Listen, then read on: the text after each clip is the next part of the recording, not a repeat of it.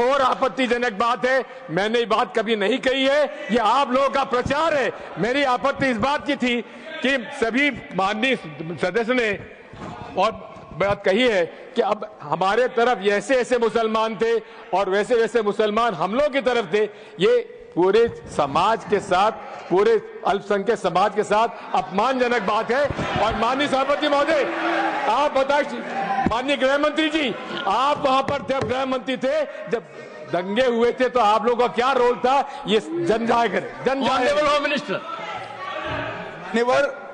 इनको मेरा हुआ ऐसा है कि मैं ही दिखाई पड़ता हूं आपकी। सुनिए, अब सुनिए ना दिग्विजय सिंह, सुनिए, 1 मिनट सुनिए।